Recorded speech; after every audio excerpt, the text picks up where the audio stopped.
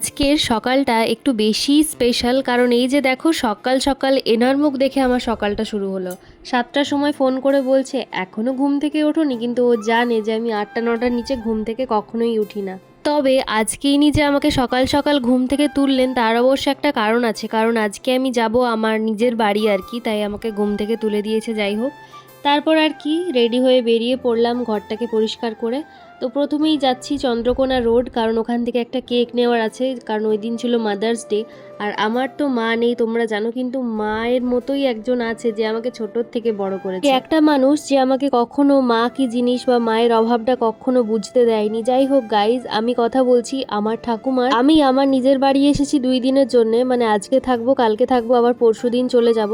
তো যাই হোক চলো এবার কেকটা কেটে নেওয়া যাক। আর অনেক কেক ছিল, তার মধ্যে থেকে আমার এই কেকটা বেশি পছন্দ হয়েছে। তো চলো এবার কেকটা ওপেন করে তোমাদের দেখাই তো কেমন লাগছে বলো কেকটা। আর কেকে লেখা আছে দেখো সুপার মা। আর আমি যেহেতু মা বলে কখনো আমার ঠাকুমাকে ডাকি না, দিদু বলে ডাকি, তাই নিচে দিদুটাও লিখে নিয়ে এসেছি।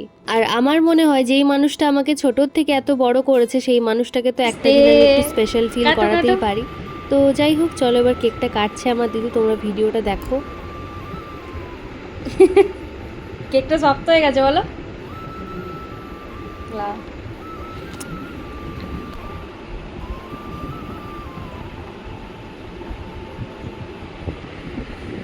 না, আগে তোমাকে খেতে, আজকে মাদার্স ডে না। থ্যাংক ইউ সো মাচ আমাকে ছোটোর থেকে মানুষ করার জন্যে। খাও।